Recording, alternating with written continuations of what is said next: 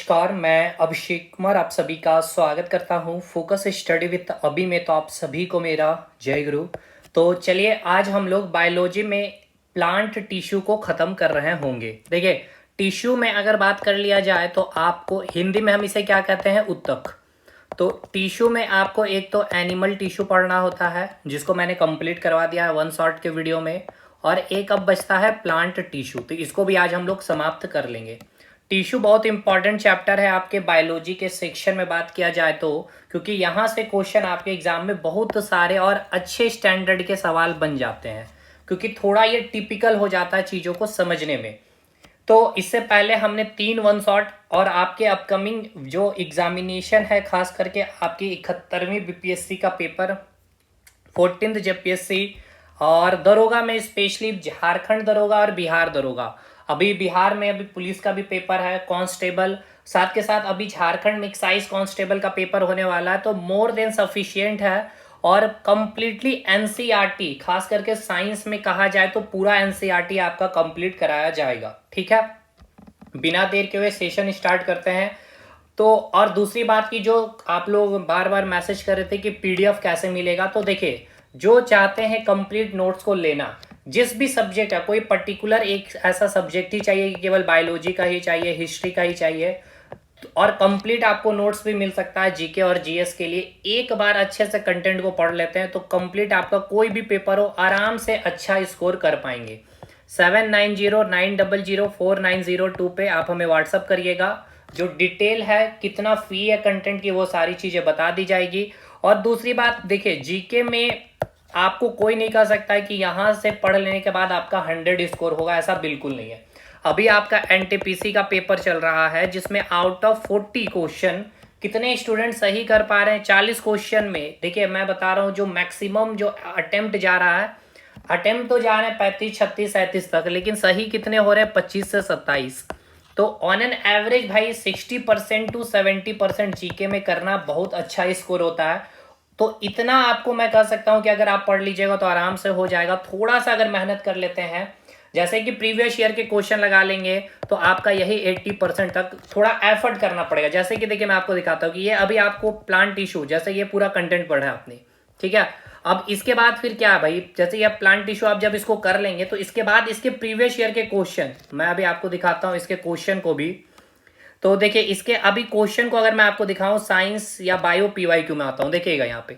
तो इस प्रकार से सारे क्वेश्चन का अरेंजमेंट, जैसे कि एनिमल टिश्यू पढ़े तो ये सारा यहाँ पे क्वेश्चन आपको करा दिया गया, ठीक है। इसी प्रकार से प्लांट टिश्यू का आपको प्रैक्टिस खुद से करना पड़ेगा।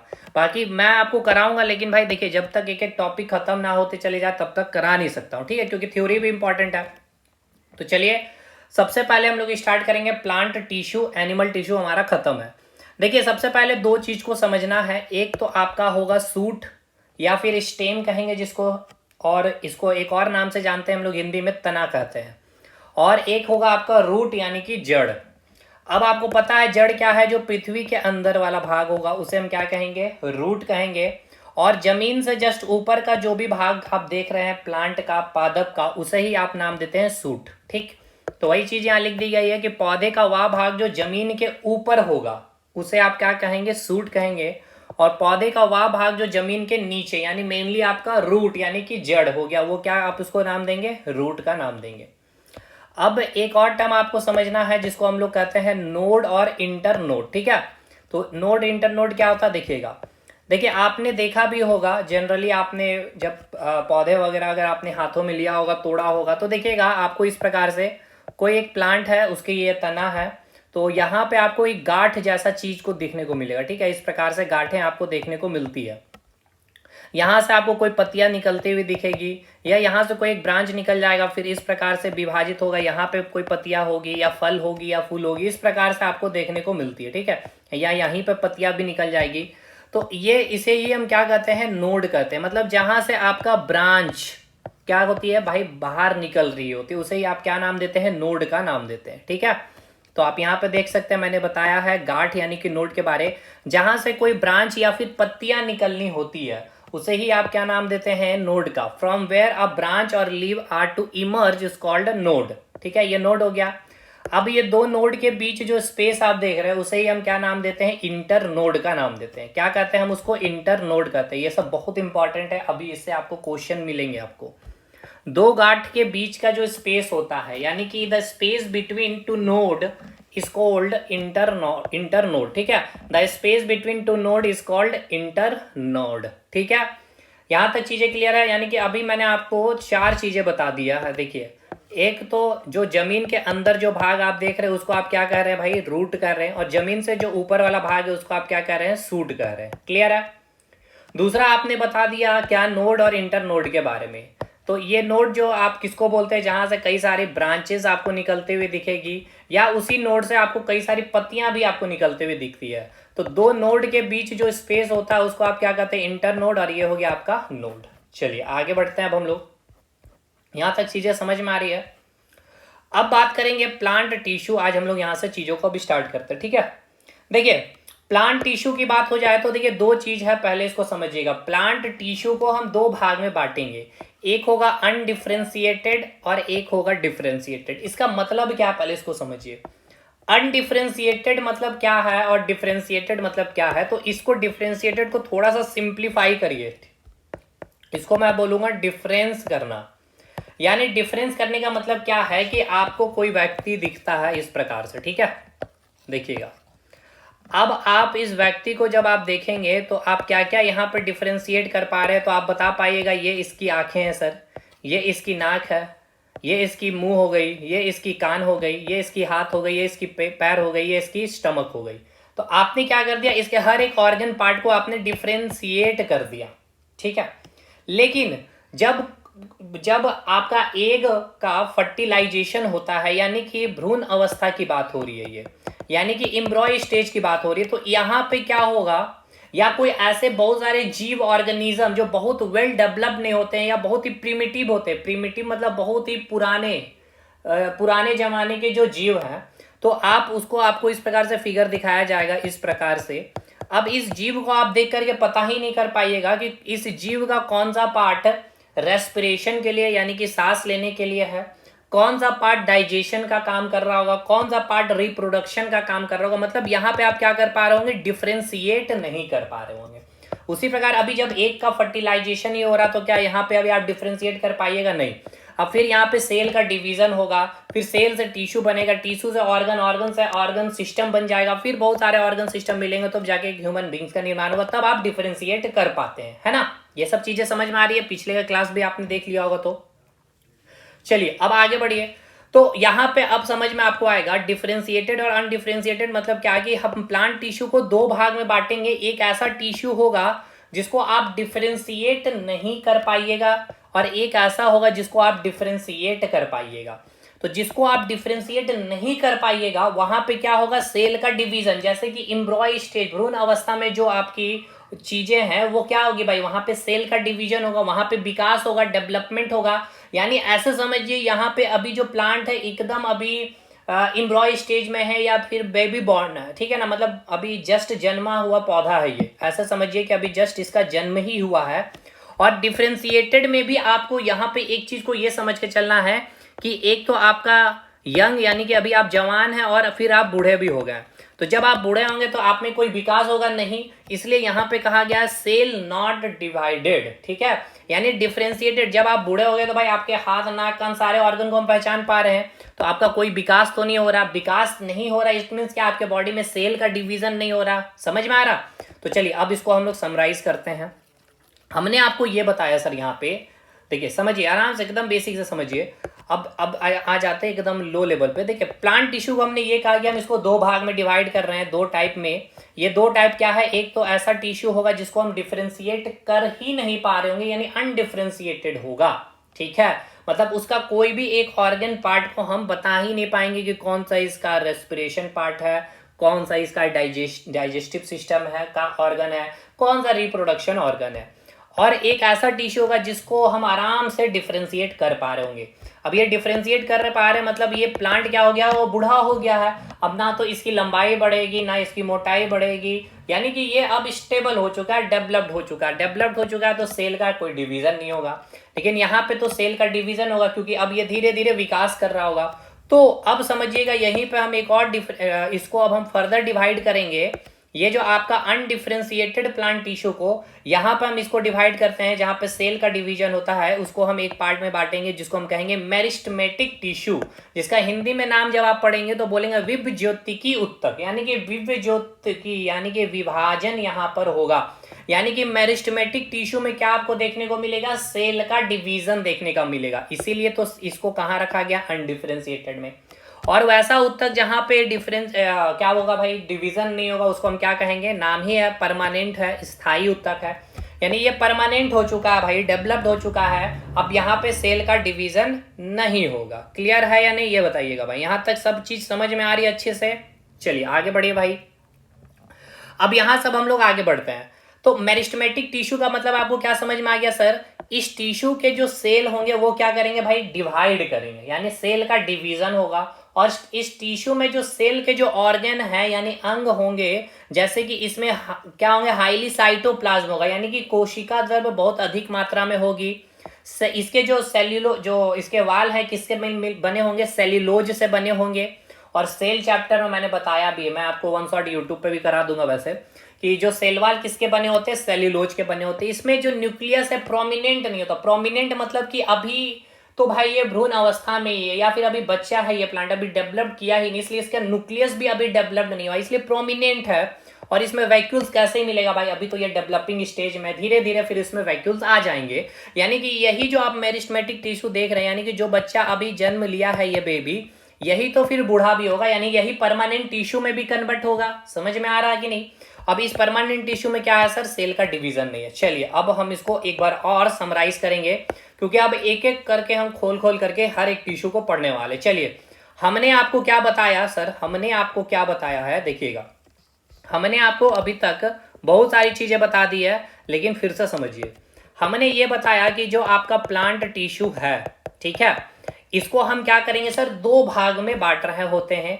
एक भाग हो गया ये और एक भाग हो गया ये। तो पहला भाग ये होगा जिसमें हम क्या कर रहे हैं, प्लांट के टिश्यू को डिफरेंशिएट नहीं कर पा रहे होंगे, यानी कि अनडिफरेंशिएटेड हो गया। और एक को हम डिफरेंशिएट कर पा रहे होंगे, यानी ये डिफरेंशिएट हो रहा है, यहाँ पे डिफरेंशिएट नहीं हो रहा है, यानी यहाँ पे सेल का क्या होगा सर, डिवीजन होगा, और यहाँ पे सेल का डिवीजन नहीं होगा। तो यहाँ पे जब सेल का डिवीजन हो रहा था, यहाँ पे कौन सा उत्तक आएगा सर, मेरिस्टेमेटिक टिश्यू आएगा। और यहाँ पे कौन सा आएगा भाई उत्तक, इसको हम कहेंगे परमानेंट टिश्यू, यानी कि स्थायी उत्तक, यानी कि विभज्योतिकी उत्तक। मेरिस्टेमेटिक टिश्यू में ये कहा कि यहाँ पे सेल का डिवीजन होगा सर, सेल्यूलोज से बना होगा आपका वाल, सेल वाल बना होगा, हाईली डेंस साइटोप्लाज्म होंगे, न्यूक्लियस डेवलप्ड नहीं है, प्रोमिनेंट नहीं है, प्रोमिनेंट न्यूक्लियस होंगे, और आपका वैक्यूल्स एब्सेंट होंगे, और यहाँ पे तो सेल का डिवीजन ही नहीं होगा। क्लियर है? अब हम लोग सबसे पहले देखेंगे मेरिस्टेमेटिक टिश्यू को। मेरिस्टेमेटिक टिश्यू का मतलब क्या है मेरे भाई, बताइएगा थोड़ा। मेरिस्टेमेटिक टिश्यू का मतलब ये है कि अभी बच्चा जन्म हुआ है, इस प्रकार से समझिए। तो यहाँ पे सेल का डिवीजन देखने को मिलेगा। तो बस चलिए मेरिस्टेमेटिक टिश्यू को अब हम लोग पढ़ते हैं। तो देखिए मेरिस्टेमेटिक टिश्यू को हम फर्दर जो है डिवाइड करेंगे किस बेसिस पे, एक तो उसका जो ओरिजिन है उसके आधार पर, और एक उसके लोकेशन के आधार पर, यानी कि वो कहाँ कहाँ पाया जाता है उसके आधार पे। तो ओरिजिन के आधार में एक होगा प्रो मेरिस्टेम, एक होगा प्राइमरी मेरिस्टेम, एक होगा सेकेंडरी मेरिस्टेम। तो चलिए सबसे पहले ओरिजिन के आधार पर, यानी कि जो मेरिस्टेमेटिक टिश्यू का जो उत्तक है, यानी कि सबसे अभी जो भ्रूण अवस्था में जो उत्तक है ना, उसको हम कहते हैं प्रो मेरिस्टेम, यानी कि जो मेरिस्टेमेटिक टिश्यू जो अभी एकदम भ्रूण अवस्था में एम्ब्रॉय स्टेज में है, उसको ही हम कहते हैं प्रो मेरिस्टेम। अब यही प्रो मेरिस्टेम क्या होगा, यहाँ पे सेल का डिवीजन होगा, यही फर्दर किसमें कन्वर्ट हो जाएगा, प्राइमरी मेरिस्टेम में। ठीक है, तो प्रो मेरिस्टेम के बाद क्या बनेगा आपका, प्राइमरी मेरिस्टेम, यानी ओरिजिन में बता रहा हूं इसकी उत्पत्ति, यहां से सवाल बनते हैं। और इसी प्राइमरी मेरिस्टेम यानी कि डेवलप फ्रॉम प्रो मेरिस्टेम, इसी प्राइमरी मेरिस्टेम का एग्जांपल है आपका एपिकल मेरिस्टेम। यही एग्जांपल आपसे पूछेगा कि एपिकल मेरिस्टेम या इंटरकैलरी मेरिस्टेम किसका एग्जांपल है, प्रो का, प्राइमरी का, या सेकेंडरी मेरिस्टेम का। तो प्राइमरी मेरिस्टेम का ही एग्जांपल होता है। ठीक है, और अगला है सेकेंडरी मेरिस्टेम, यानी कि प्राइमरी मेरिस्टेम के जस्ट बाद जो डेवलप्ड रूप आपको देखने को मिलता है वो होता है सेकेंडरी मेरिस्टेम। ठीक है, यानी कि appears later than primary meristem. जैसे कि इंटरफेसिकुलर, ये इतना इंपॉर्टेंट नहीं है आपके लिए, ये इंपॉर्टेंट है एपिकल मेरिस्टेम और इंटरकैलरी मेरिस्टेम। पूछेगा कि किसके तहत है, तो किसके अंदर आता है, प्राइमरी मेरिस्टेम। तो आपने क्या देख लिया सर, मेरिस्टेमेटिक टिश्यू जहां पे क्या होगा, सेल का डिवीजन होगा, एकदम स्टार्टिंग पीरियड की बात हो रही है, बच्चा भी जन्म हो रहा है, इसके किसी ऑर्गन को आप अभी डिफरेंशिएट नहीं कर पा रहे होंगे, तो इसको हम ओरिजिन के आधार पर और एक लोकेशन के आधार पर डिवाइड करेंगे। ओरिजिन के आधार पर प्रो अभी एकदम एम्ब्रॉय स्टेज है, फिर डेवलप करेगा तो प्राइमरी कहेंगे, और फिर आपका सेकेंडरी, और इसी में आपका आएगा एपिकल मेरिस्टेम और इंटर कैलरी मेरिस्टेम। अब मेरिस्टेमेटिक टिश्यू को हम लोकेशन के आधार पर डिवाइड करेंगे, यानी कहाँ कहाँ पाया जाएगा। एक होगा एपिकल मेरिस्टेमेटिक टिश्यू, एक होगा आपका इंटर कैलरी मेरिस्टेमेटिक टिश्यू, एक होगा लेटरल मेरिस्टेमेटिक टिश्यू। यानी कि ये जो प्लांट आप देख रहे हैं, इसका ये रूट हो गया, इसका ये तना हो गया, तो यहाँ पे भाई ये जो आप देख रहे हैं रूट, ये सॉरी सूट, इसको कहा जाता है एपिकल, यानी कि शीर्ष। इस रूट का ये पार्ट है शीर्ष, तो यहाँ पे जो पाया जाता है इसको हम बोलते हैं apical meristematic. Inter calorie meristem यानी कि जो दो नोड के बीच जो इंटर नोड है, यहाँ पे पाया जाता है आपका इंटर कैलरी, और लेटरल जो है यहाँ पे पाया जाता है, जो इसी मोटाई को इंक्रीज करेगा। अब एक एक करके अब हम लोग इसको देखते हैं, ठीक है।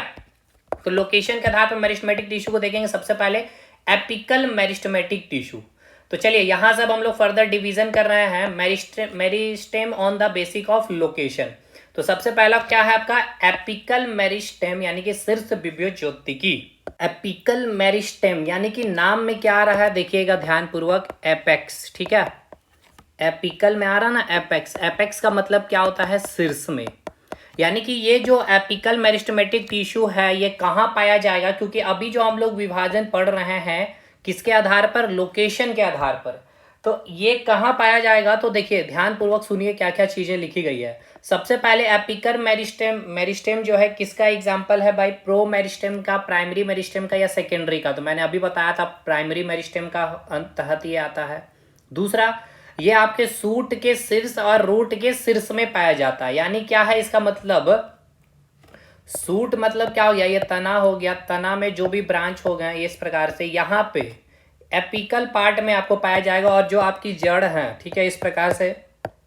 तो यहाँ पे जो शीर्ष आप जो देख रहे हैं ना, टिप में आपको पाया जाएगा कौन सा टिश्यू, तो एपिकल मेरिस्टेमेटिक टिश्यू। चलिए आगे बढ़िए। शीर्ष में होने के कारण इसमें क्या होगा, विभाजन होगा, क्योंकि मेरिस्टेमेटिक टिश्यू का क्या है भाई, मेन प्रॉपर्टी मैंने क्या बताया कि इसमें आपको विभाजन देखने को मिलता है सेल में। तो इसमें विभाजन होगा तो क्या होगा भाई, पेड़ की लंबाई बढ़ेगी, यानी कि साथ के साथ इसमें एक तो तना की लंबाई और जड़ की भी लंबाई बढ़ेगी। क्यों, क्योंकि ऐसा समझिए कि कोई व्यक्ति इसको यहाँ से ऐसे खींच रहा, ऐसे खींच रहा, ऐसे खींच रहा, तो ये ऑटोमेटिक इसकी लंबाई को ग्रोथ करेगा, और ये रूट में, जड़ में भी, यहाँ पे शीर्ष में पाया जा रहा है, टिप में पाया जा रहा है, तो इसको भी खींचेगा। यानी कि एक तो जड़ की लंबाई यानी कि लेंथ ऑफ रूट को इंक्रीज करेगा, साथ के साथ सूट की जो लेंथ उसको भी इंक्रीज करने में हेल्प करता है एपिकल मेरिस्टेमेटिक टिश्यू। चलिए आगे बढ़े। एग्जाम्पल तो आपको समझ में आ ही गया होगा, एक रूट और एक सूट, एपिकल मेरिस्टेम हो गया, ठीक है। तो चलिए आपको ये क्लियर हुआ, एपिकल मेरिस्टेमेटिक टिश्यू क्या करेगा, ये भाई इंक्रीज करेगा लेंथ किसकी, एक तो सूट की और एक रूट की। चलिए नेक्स्ट, दूसरा क्या है, इंटर कैलरी मेरिस्टेमेटिक टिश्यू। तो अब यहाँ पे देखिए, सबसे पहले ये किसका एग्जांपल है, तो मैंने अभी बताया था प्राइमरी मेरिस्टेम के तहत आता है, ये आपको अभी मैंने यहाँ पे बतलाया था। देखिए प्राइमरी मेरिस्टेम, ठीक है, आपका इसका एग्जांपल एपिकल और इंटर कैलरी मेरिस्टेम, इसी के तहत ये आता है, ठीक है, जो हमने ओरिजिन के आधार पर डिवीजन कराया था। ये कहाँ उपस्थित होगा, हमारे प्लांट में अकर्स बिटवीन टू नोड और इंटर नोड, यानी कि दो गांठ जो है उसके बीच में, या फिर आप कह सकते हैं इंटर नोड में पाया जाता है। और ये क्या करता है, तो ये इंक्रीज करता है, increase length of inter node, यानी कि increase length of inter node, यानी कि किसकी लंबाई बढ़ाता है, इंटर नोड की लंबाई। जैसे कि समझिएगा, देखिए यहाँ पर कोई एक तना है, ठीक है, इस प्रकार से एक गांठ ये हो गया, एक गांठ यहाँ है, एक गांठ यहाँ है, और ये जो स्पेस हो गया यहाँ पे क्या होगा आपका इंटर नोड। तो यहाँ पे कौन सी भाई टिश्यू होगी, इंटर कैलरी टिश्यू, ठीक है ना, यहाँ पे भी इंटर कैलरी टिश्यू। तो इसका काम क्या है भाई, यहाँ पे डिवीजन होगा। अब ये डिवीजन होने के कारण यहाँ पे जब आप देखेंगे कुछ साल के बाद, तो ये गांठ में जो आपको दूरियां देखिए इस प्रकार से, इसके बीच की जो लंबाई है वो अधिक मिली। जो यहाँ लंबाई है यहाँ पे देखिए बढ़ गई है, यहाँ की लंबाई यहाँ पे बढ़ गई है। अब देखिए कोई छोटा सा प्लांट है, तो वहां पे आपको इतने दूर में अभी गांठ जो दिख रही होगी, कुछ साल के बाद, 6 महीना या फिर 1 साल 2 साल के बाद, इसमें गांठ की जो दूरियां हैं वो अधिक आपको देखने को मिलती है, ठीक है। चलिए आगे बढ़े अब हम लोग। चलिए भाई, ये हो गया आपका इंटर कैलरी मेरिस्टेम हो गया, और तीसरा जो है आपका लैटरल मेरिस्टेम, ठीक है। तीसरा क्या आपका लैटरल मेरिस्टेम, यानी कि कैम्बियम भी कहेंगे, हिंदी में इसको कहते हैं पार्श्व दिव्य ज्योति की उत्तक। लेटरल मेरिस्टेम जो है किसका एग्जाम्पल होगा, प्राइमरी का भी और सेकेंडरी दोनों में भी आ सकता है। ठीक है, ये प्राइमरी मेरिस्टेम और सेकेंडरी दोनों में आता है, क्योंकि लेटरल मेरिस्टेम दो पार्ट के होते हैं, एक प्राइमरी भी होते हैं सेकेंडरी, इसलिए इसको दोनों में रखा जाता है। अगर दोनों ऑप्शन रहेगा तो दोनों टिक करिएगा, और कोई एक रहेगा तो या तो प्राइमरी होगा या सेकेंडरी देख लेंगे। यानी कि आपका ये जो सेकेंडरी मेरिस्टेम है यहाँ पे भी आपका लेटरल मेरिस्टेम टिश्यू आएगा, और ये प्राइमरी में भी आपका आता है। अब इसका काम क्या है, तो देखिए लेटरल मतलब क्या हो गया भाई, ये जो आपके तना है या जो आपकी प्लांट है उसकी चौड़ाई को इंक्रीज करने में मदद करेगा। ठीक है ना, जैसे कि ये आपका तो यहाँ पे प्रेजेंट होगा, यहाँ पे प्रेजेंट होगा, इसकी यहाँ पे डिवीजन होगी, तो जिसके कारण यही प्लांट आपको इतना मोटा कुछ साल के बाद देखने को मिलता है। तो ये इसी टिश्यू के कारण, कौन सा टिश्यू, लैटरल मेरिस्टेम टिश्यू के कारण इंक्रीज गर्थ थिकनेस, यानी प्लांट की मोटाई को बढ़ाएगी। कहाँ पे प्रेजेंट होगा, लेटरल साइड ऑफ प्लांट होगी। लेटरल साइड यानी कि पार्श्व साइड में आपको ये टिश्यू देखने को मिलेगा। तो चलिए एक बार तीनों टिश्यू को रिवाइज करते हैं हम लोग। ये हो गया सूट, ये हो गया आपका रूट। ठीक, यहाँ से एक दो ब्रांचेस हम लोग निकाल लेते हैं। अब ये जो ब्रांच है, इस ब्रांच या फिर इस जो स्टेम है, इसके जो टिप में कौन सा टिश्यू मिलेगा आपको, एपिकल मेरिस्टेमेटिक। ये रूट हो गया, इसके टिप में मेरिस्टेमेटिक, कौन सा, एपिकल मेरिस्टेमेटिक टिश्यू मिलेगा। अब यहाँ जैसे कोई गार्ड बना लिया जाए, तो यहाँ पे गार्ड है, तो यहाँ पे क्या मिलेगा, इंटर कैलरी मेरिस्टेमेटिक टिश्यू। और तीसरा कौन सा आपका एग्जांपल मैंने बताया, लेटरल मेरिस्टेमेटिक टिश्यू, यानी कि ये साइड बाई साइड में आपको मिलेगा यहाँ पे। ठीक है, साइड में, तो जिसके कारण ये तना आपको इतना मोटा देखने को मिलता है। चलिए ये तीनों क्लियर हो गया। यानी आपने क्या कवर कर लिया सर, देखिए आपने क्या कंप्लीट कर लिया। हमने बताया था कि जो आप प्लांट टिश्यू पढ़ रहे हैं इसको दो भाग में बांटेंगे। एक होगा आपका, अभी ऐसे समझिए कि प्लांट एक एकदम बच्चा है अभी, और फिर बच्चा से जवान होगा। भाई सिंपल सी बात है ना, जैसे कि कोई बेबी का भी जन्म हुआ, फिर ये बेबी क्या होगा, यंग होगा, और फिर यही क्या हो जाएगा, एजेड यानी बूढ़ा हो जाएगा। ठीक है, तो अभी जो जन्म हुआ है इसे ही हम कह रहे हैं क्या भाई, इसको ही, अच्छा इसमें क्या होगा, डेवलपमेंट मिलेगा, यानी यहाँ पे सेल का डिवीजन होगा, यानी मेरिस्टेमेटिक टिश्यू इसको कह रहे हैं। यानी जहां पे भी आप ऑर्गन को डिफ्रेंशिएट नहीं कर पा रहे, यानी कि अनडिफ्रेंशिएटेड, ये यंग है। ठीक है, तो इसको आप डिफ्रेंशिएट कर पा रहे, लेकिन अब उसकी लंबाई आप देखेंगे बढ़ जाएंगे, थोड़ी मोटाई उसकी इंक्रीज हो जाएगी। ठीक है ना, तो यहाँ पे चेंजेस आ रही है, यहाँ पे सेल डिवीजन होगा, लेकिन फाइनली एजेड में आपका क्या होगा, सेल का डिवीजन नहीं होता। तो इसी को हम लोग कहते हैं परमानेंट टिश्यू। चलिए, तो यही हमने देखा था जिसमें आप डिफ्रेंसिएशन कर पा रहे थे, meristematic tissue, permanent tissue. Meristematic tissue में सबसे इंपॉर्टेंट बात हमने बताया था कि इसमें सेल डिवाइड करेगा, हाईली डेंस साइटोप्लाज्म होंगे, सेल वाल जो सेल्यूलोज का बना होगा, प्रोमिनेंट न्यूक्लियस होंगे, वैक्यूल्स एब्सेंट होंगे। परमानेंट टिश्यू में मैंने क्या बताया, यहाँ पे सेल का डिवीजन नहीं होगा। तो मेरिस्टेमेटिक टिश्यू आपने इसको डिवाइड किया दो भागों में, एक आपका ओरिजिन के आधार पर, एक लोकेशन के आधार पर। यानी कि ये जो मेरिस्टेमेटिक टिश्यू है जिसमें सेल का डिवीजन होगा, ये हमारे प्लांट में कहाँ उपस्थित है, और इसकी उत्पत्ति के आधार पर हमने इसको तीन भाग में रखा, एक प्रो मेरिस्टेम, एक प्राइमरी मेरिस्टेम और एक सेकेंडरी मेरिस्टेम। इस प्राइमरी में ही आपका एपिकल मेरिस्टेम और इंटर कैलरी है, और लेटरल आपका सेकेंडरी मेरिस्टेम में भी है और प्राइमरी मेरिस्टेम में भी। फिर इसके लोकेशन के आधार पर हमने तीन भाग में इसको बांटा। एक हो गया आपका एपिकल, जो शीर्ष में, रूट और सूट के शीर्ष में प्रेजेंट होता है, यानी टिप में उपस्थित होता है, जो लेंथ इंक्रीज करता है सूट की और रूट की। नेक्स्ट दूसरा हमने देखा इंटर कैलरी, जो दो नोड के बीच में उपस्थित जो स्पेस होता है जिसे हम इंटर नोड कहते हैं, वहां पर inter calorie meristematic tissue present होता है, जो इंटर नोड की लेंथ को इंक्रीज करता है। और तीसरा हमने देखा भाई लैटरल मेरिस्टेमेटिक टिश्यू, यानी कि पार्श्व, जो साइड में उपस्थित होगा आपके तना में, तो जो क्या करता है भाई, जो थिकनेस, ठीक है ना, गर्थ कह सकते हैं या थिकनेस कर सकते हैं, प्लांट को इंक्रीज करता है। तो ये हो गया हमारा मेरिस्टेमेटिक टिश्यू फिनिश। अब हम लोग बात करेंगे किसकी, तो अब हम लोग बात करेंगे परमानेंट टिश्यू की। परमानेंट टिश्यू मतलब क्या है, ये अस्थायी उत्तक है। अस्थायी उत्तक मतलब कि अब यहाँ पे हम, वो यंग हो गया है बच्चा और अब यहीं पे अब बूढ़ा भी होगा, इसकी हम बातें करेंगे, ऐसा समझिए। तो परमानेंट टिश्यू में सेल का डिवीजन नहीं होगा। अब आप कहिएगा सर यंग है तो इसकी कुछ लंबाई, तो ऐसे समझिए कि यंग मतलब कि अब आप किस स्टेज में पहुंच चुके हैं, 30+ हो चुके हैं। तो अब आपको देखने को मिलेगा ना तो आपकी लंबाई इंक्रीज होगी, ना ही आपके आवाज में कोई चेंजेस मिलेगी देखने को, ना ही आपके बॉडी में कुछ नए टाइप के हार्मोन सिक्रेशन होंगे, नहीं होंगे। मतलब आपका सेल का डिवीजन नहीं होगा, लेकिन अभी आप यंग हैं, ठीक है, थोड़े अभी आप मजबूत है, मैकेनिकली स्ट्रांग है, सपोर्ट है, आप स्ट्रेंथ थोड़े सा आप मजबूती है, और फिर आप ही क्या बनेंगे, एजेड। तो सेल का डिवीजन नहीं हुआ परमानेंट टिश्यू। तो परमानेंट टिश्यू को भी हम दो भागों में अब हम लोग आगे देखते हैं। तो चलिए परमानेंट टिश्यू को अब हम लोग स्टडी करते हैं एक एक करके। तो ये रहा आपका परमानेंट टिश्यू। तो परमानेंट टिश्यू को हम दो भाग में बांटेंगे, एक होगा आपका सिंपल परमानेंट टिश्यू और एक होगा आपका कॉम्प्लेक्स परमानेंट टिश्यू, ठीक है। सिंपल परमानेंट टिश्यू किसे कहते हैं, जो made up of one type of cell से बने होंगे। मतलब ये कि जैसे कि कोई आपका एक टिश्यू है, ठीक है, और एक आपका यहाँ पे टिश्यू उपस्थित है। अब ये भाई टिश्यू है तो भाई क्या होगा, यहाँ पे सेल इसके अंदर उपस्थित होंगे। तो देखिए सिमिलर टाइप्स ऑफ सेल यहाँ पर उपस्थित है, सिमिलर टाइप्स ऑफ सेल यहाँ पे क्या है भाई, उपस्थित है। सिमिलर टाइप्स ऑफ सेल यहाँ पर उपस्थित है, सिमिलर टाइप्स ऑफ सेल। लेकिन यहाँ पर देख लीजिएगा तो यहाँ पर डिफरेंट टाइप ऑफ सेल आपको देखने को मिलेंगे, ठीक है। यहाँ पर आपको डिफरेंट टाइप ऑफ सेल देखने को मिल रहे हैं, ठीक है, डिफरेंट टाइप ऑफ सेल यहाँ पर आपको देखने को मिल रहे हैं, ठीक है ना भाई। यानी ये आ गया आपका क्या, कॉम्प्लेक्स परमानेंट टिश्यू, और ये हो गया simple permanent tissue. Simple permanent tissue किसको कहते हैं, जिस परमानेंट टिश्यू में वन टाइप ऑफ सेल्स उपस्थित है एक ही प्रकार के, और कॉम्प्लेक्स परमानेंट टिश्यू जटिल है, ये स्थायी होता है, जहां पर डिफरेंट टाइप ऑफ सेल उपस्थित होते हैं। चलिए समझ में आ गया होगा अब आपको। चलिए आगे बढ़े। तो सिंपल परमानेंट टिश्यू समझ में आ गया क्या है, made up of one type of cell, और complex permanent made up of different type of cell से बनी होती है। चलिए तो सबसे पहले अब हम लोग देखेंगे किसको, सिंपल परमानेंट टिश्यू को। तो सिंपल परमानेंट टिश्यू की जब हम बात करते हैं तो इसको तीन भाग में क्लासिफाई करते हैं। एक होता है आपका पैरेनकाइमा, दूसरा होता है आपका कॉलेनकाइमा, और तीसरा होता है आपका स्क्लेरेनकाइमा। पैरेनकाइमा को हिंदी में हम लोग कहेंगे मृदु उत्तक, ठीक है, मृदु उत्तक कहते हैं हम लोग, ठीक है। कॉलेनकाइमा को हम लोग कहेंगे स्थूल उत्तक, क्या कहेंगे, स्थूल उत्तक। और स्क्लेरेनकाइमा को हम लोग कहेंगे दृढ़ उत्तक, क्या कहेंगे भाई, दृढ़ उत्तक। इसको हिंदी में नोट डाउन कर लीजिएगा, यहाँ लिखा नहीं गया।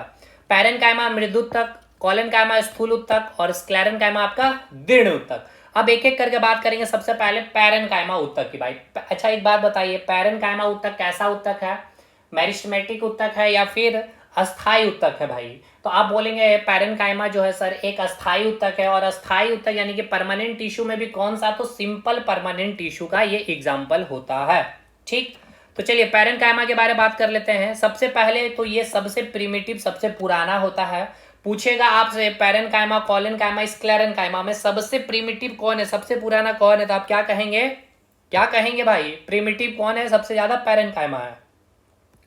आगे बढ़े, अगला पॉइंट देखते हैं हम लोग। अगला पॉइंट में क्या बताया गया आपको, अगला पॉइंट बोला गया है कि पौधे के ऐसे भाग, अब ये कहाँ उपस्थित होता समझिए, प्लांट का। देखिए अभी आप यंग है, ठीक है ना, ये सिचुएशन में भी आप समझिएगा। यानी कि ये जो सिंपल परमानेंट टिश्यू में आप ऐसा समझिए कि अभी बच्चा क्या है, वो अभी यंग हो चुका है, 30+ पहुंच चुका है, और यहाँ पे बच्चा फिर वो एजेड हो जाएगा कॉम्प्लेक्स परमानेंट टिश्यू में, ठीक है। ऐसे ही याद रखिएगा, समझ के रखिएगा, ट्रिक बना के।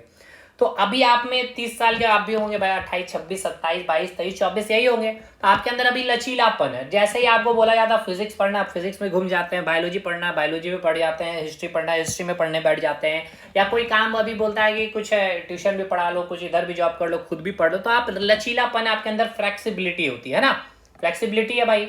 तो प्लांट में भी जो जो पार्ट फ्लेक्सिबल होता है, जहां लचीलापन देखने को मिलता है, तो ऑलमोस्ट जितने भी जगह आपको देखने को मिलेंगे, तो यंग में आपका पूरा बॉडी अभी लचीलापन है, आप कोई भी काम करने के लिए तत्पर है। उसी प्रकार प्लांट का ऑलमोस्ट सारा पार्ट उस समय यंग होगा, लचीलापन होता है। तो आप ये याद रखिएगा, ये सभी जगह पैरेनकाइमा प्लांट के सभी जगह में, और मेनली फ्लेक्सिबिलिटी जहां मिलेगी, ये एक वर्ड बस याद रखिएगा। तो मेनली फ्लेक्सिबिलिटी कहाँ मिलेगी, तो देखिए आपकी जो पत्तियां हैं, तना हो गई, फ्लावर, फ्रूट, ये सब क्या लचीलापन, रूट, जड़ भी, तना भी। रूट आप बोलेंगे हार्ड नहीं, अभी यंग है भाई, अभी रूट में और भी उसका रूट बढ़ते चला जाएगा उसकी लंबाई।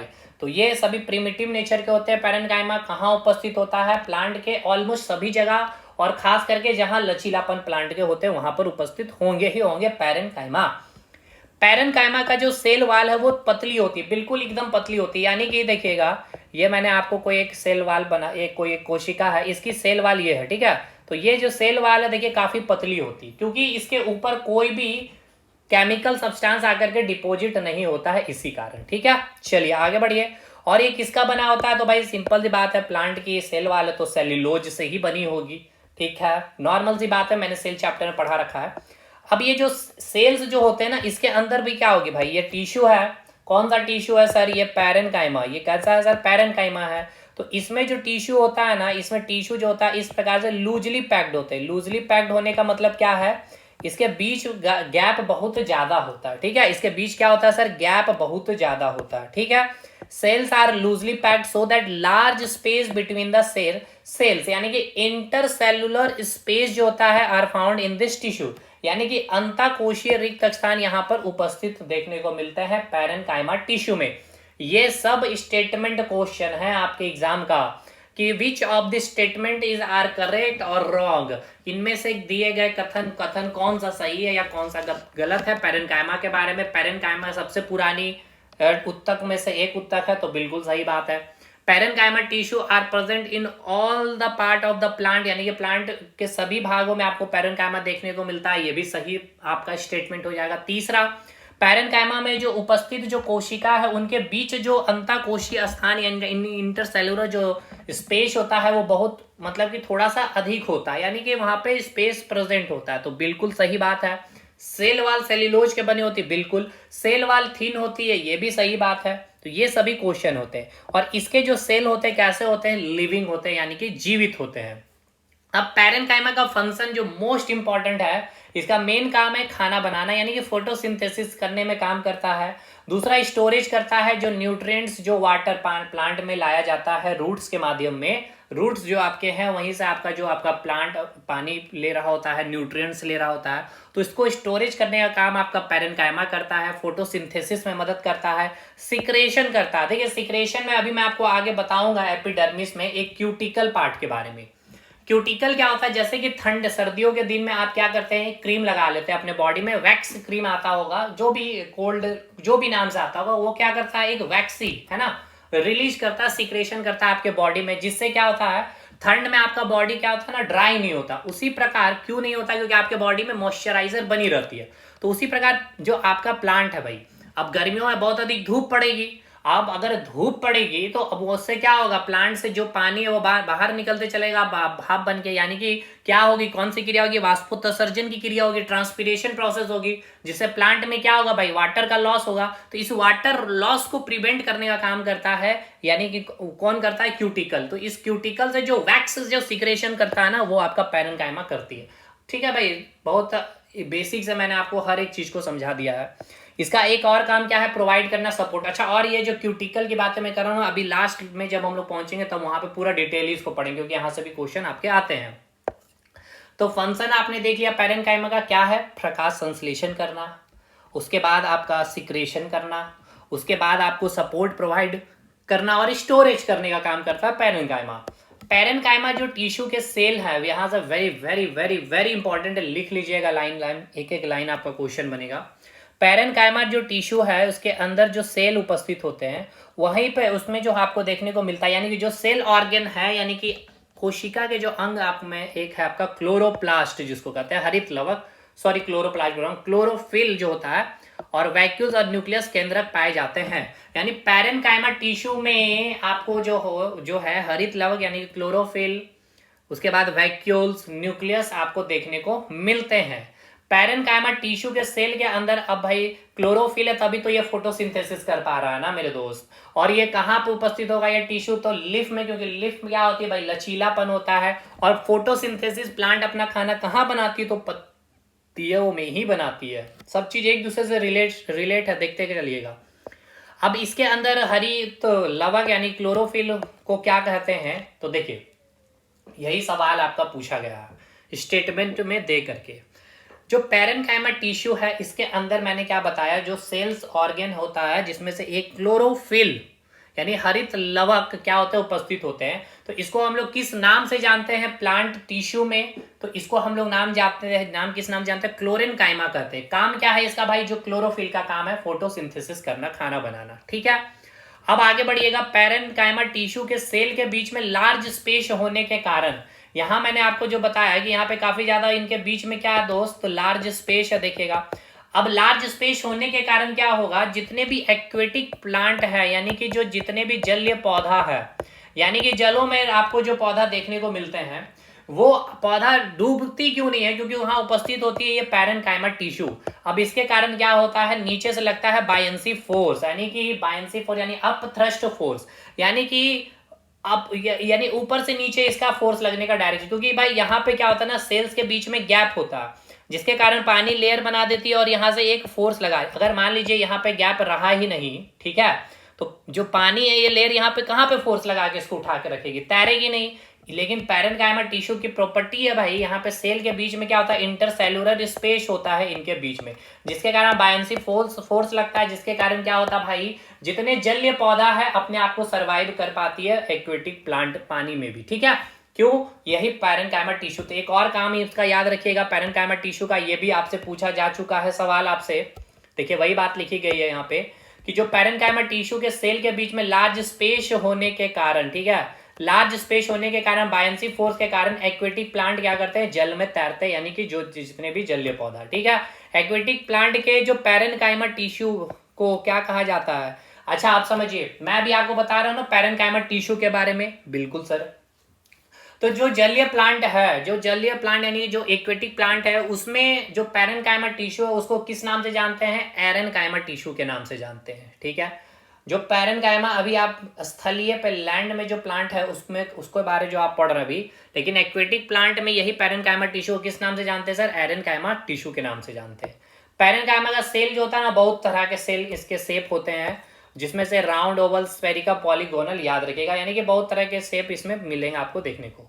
नेक्स्ट आपका आएगा कॉलेनकाइमा यानी पैरेनकाइमा। एक बार हम लोग फटाफट रिवाइज कर लें। चलिए, हमने आपको बताया था सिंपल परमानेंट टिश्यू, यानी कि ये यंग अवस्था है अभी उस बच्चे का। Parenchyma, collenchyma, sclerenchyma. पैरेनकाइमा का सबसे फटाफट चलिए रिवाइज करते हैं। सबसे प्रीमिटिव है, लचीला, जहां या कह लिया जाए प्लांट के सभी पार्ट में मिलेगा। इसका जो सेल वाल क्या होता है, बहुत ही ज्यादा पतली होती है, सेल्यूलोज की बनी होती है, लूजली पैक्ड होते हैं सेल इसमें, इसलिए यहाँ पे इंटरसेल्यूलर स्पेस उपस्थित होता है, इसी के कारण बायंसी फोर्स लगता है, जिसके कारण प्लांट, एक्वेटिक प्लांट तैर रही होती है। और एक्वेटिक प्लांट के जो पैरेनकाइमा है टिश्यू, उसको हम एरेनकाइमा के नाम से जानते हैं। इसमें जो सेल्स होते हैं वो लिविंग सेल होते हैं भाई। और यहाँ सबसे इंपॉर्टेंट बात ये कि इसका कार्य फोटोसिंथेसिस, खाना बनाना, स्टोरेज करना, न्यूट्रिएंट्स एंड वाटर का सिक्रेशन करना, प्रोवाइड सपोर्ट करना, ठीक है।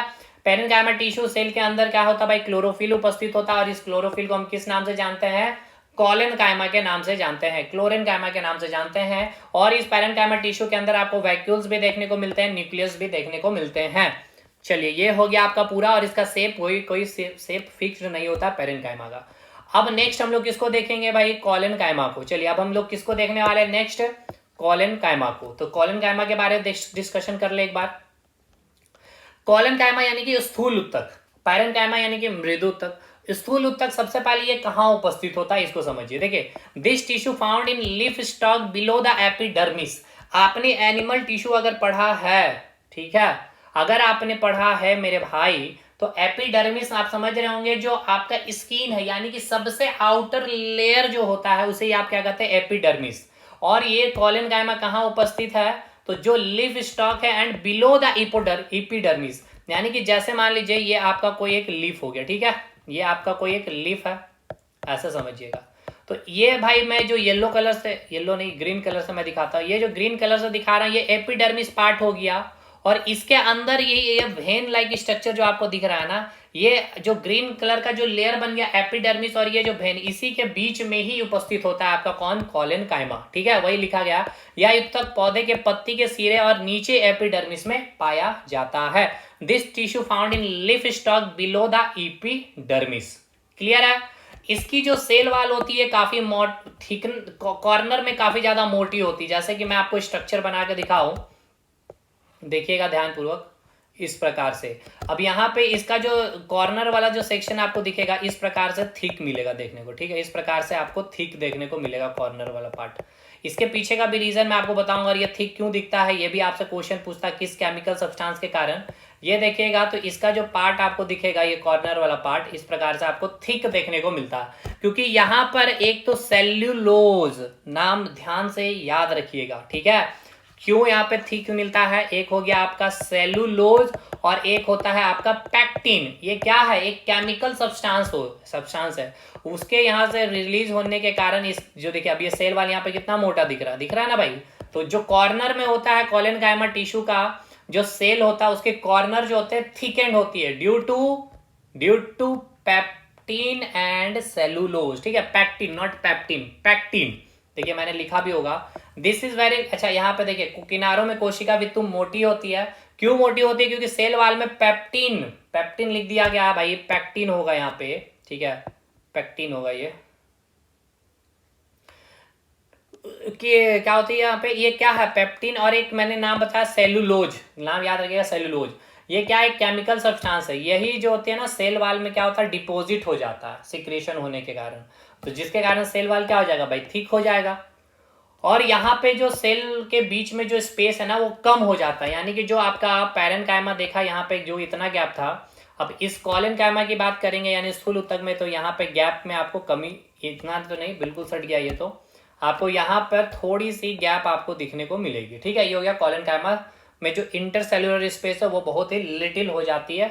नेक्स्ट आगे बढ़िए, ये कैसा सेल होता है सर, लिविंग सेल होता है। इसका कार्य क्या है समझ लीजिए, ये भी कार्य, ये भाई फ्लेक्सिबिलिटी प्रोवाइड करती है। जैसे कि आपने देखा होगा, अगर पत्ती को लेकर के मोड़े होंगे अपने पत्तियों को, तो पत्तियां मुड़ गई होगी, टूटी नहीं हुई। तना को भी आपने मोड़ा होगा तो तना भी मुड़ गया होगा, टूटा नहीं होगा। तो ये जो फ्लेक्सिबिलिटी है, ये फ्लेक्सिबिलिटी यही कॉलेनकाइमा के कारण ही आता है। वही बात यहाँ पे लिख दी गई है, it allow easy bending in various part of a plant leaf stem without breaking.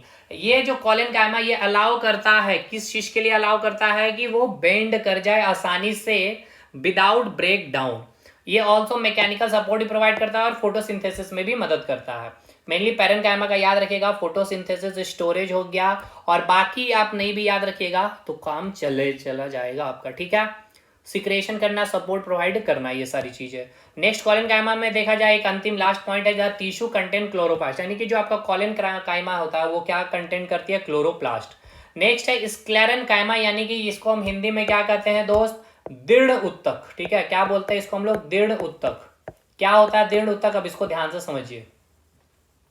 ये टिश्यू सबसे पहले कहाँ प्रेजेंट होगा, तो देखिए ये टिश्यू जो प्रेजेंट होता है स्टेम तना में और अराउंड वस्कुलर बंडल में, in the vein of leaf, पत्तियों के सिरा में, and hard covering of seed and nut. देखिए आप देखे होंगे नारियल को, ठीक है, नारियल के छिलके वगैरह जो बहुत, जब ओल्ड एज में पहुंच जाने के बाद, यानी अब ये यंग जो है ओल्ड एज में पहुंच रहा है, जैसे कि यहाँ पे देखिएगा, आपको दिखाता हूँ, यहाँ पे मैंने अभी आपको बताया भी था कि ये यंग स्टेज है भाई। तो यंग स्टेज है पैरेन्काइमा करेंगे, अब यंग स्टेज से अब ये बिल्कुल यहीं से क्या होता है, अब यंग से अब आप एजेड स्टेज में यहाँ से घुस जाएगा स्क्लेरेनकाइमा, यानी कि आपका कहाँ आ गया भाई, आप परमानेंट टिश्यू में आप आ चुके हैं, और फिर कॉम्प्लेक्स परमानेंट टिश्यू में चल जाएंगे। ये तो सिंपल परमानेंट टिश्यू आप पढ़ रहे हैं, पैरेन्काइमा कॉलेनकाइमा, ये दोनों सेल क्या होते हैं, लिविंग होते हैं, ठीक है। चलिए अब यहां से देखिएगा, सेल वाल इसके क्या होते हैं, थिक होते हैं। क्यों? क्योंकि यहाँ पे कौन सा केमिकल सब्सटेंस रिलीज होता है, लिग्निन के कारण। ये आपसे पूछेगा। चलिए आगे बढ़िए, यहां पर जो स्पेस होते हैं सेल के बीच में कोई भी स्पेस नहीं होता, यानी इंटरसेल्यूलर यानी अंतःकोशीय रिक्त स्थान एब्सेंट होता है। The cell of this tissue is dead, क्योंकि अब यहीं से क्या हो गया, अब एजेड या बुढ़ापा घुस चुका है उस बच्चे का, अब ये डेवलप्ड नहीं कर रहा होगा, सेल का डिवीजन नहीं होगा यहाँ से, क्योंकि सेल अब डेड हो चुकी है। इसका कार्य क्या है, मैकेनिकल सपोर्ट, हार्ड, कठोरता देना, कठोरता प्रोवाइड करना, ठीक है ना, कठोरता आप हिंदी में बोल सकते हैं, और मजबूती बनाता है, ठीक है। ये कार्य हो गया आपका स्क्लेरेनकाइमा का। तो पैरेन्काइमा, क्लोरेनकाइमा, स्क्लेरेनकाइमा तीनों खत्म है। अब हम लोग किसकी बात करेंगे सर, परमानेंट टिश्यू की बात करेंगे। चलिए आइए, कहाँ है हम लोग, कहाँ थे, एक बार मैप को देखते चले। ये रहा आपका परमानेंट टिश्यू। सबसे पहले आपने क्या देखा, देखिए यहाँ आ जाइए, मैंने अभी आपको डिफ्रेंसिएशन करवाया था ना, ये अगर मिल जाए भाई तो मज़ा ही आ जाए। चलिए कोई बात नहीं, मिल ही गया। देखिए मैंने बोला प्लांट टिश्यू दो भाग में बांटेंगे, एक अनडिफ्रेंशिएटेड होगा जिसमें डिवीजन होगा, सेल का डिवीजन होगा, मेरिस्टेमेटिक टिश्यू दो आधार पर, एक ओरिजिन और एक आपका location, pro primary secondary origin के आधार पर, एपिकल, इंटरकैलरी और लेटरल मेरिस्टेमेटिक टिश्यू लोकेशन के आधार पर। फिर यहाँ पे आ गया डिफ्रेंशिएटेड, जो आपका टिश्यू है जहाँ पे डिफ्रेंशिएट आप कर पाइएगा, जिसको आप क्या कहेंगे सर, परमानेंट टिश्यू।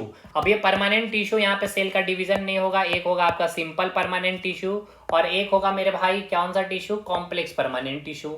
अब इसी में मैंने आपको क्या बताया था कि यहाँ पे सेल का डिवीजन नहीं हो रहा है, और सिंपल परमानेंट टिश्यू में मैंने आपको एग्जाम्पल बता दिया, पैरेन्काइमा का, कॉलेनकाइमा का, स्क्लेरेनकाइमा का, ठीक है। पैरेन्काइमा हो गया, ये आपका कॉलेनकाइमा हो गया, स्क्लेरेनकाइमा यानी मृदुतक। यहाँ पे सेल लिविंग होते हैं, यहाँ पे सेल डेड हो जाते हैं। अब इसके बाद हमने यहाँ पे पढ़ना है भाई कौन सा, कॉम्प्लेक्स परमानेंट टिश्यू। यहाँ पे दो कॉम्प्लेक्स परमानेंट टिश्यू पढ़ेंगे, एक होगा आपका जाइलम और एक होगा आपका फाइलम। चलिए तो अब यहाँ से आगे हम लोग स्टार्ट करते हैं कॉम्प्लेक्स परमानेंट टिश्यू को।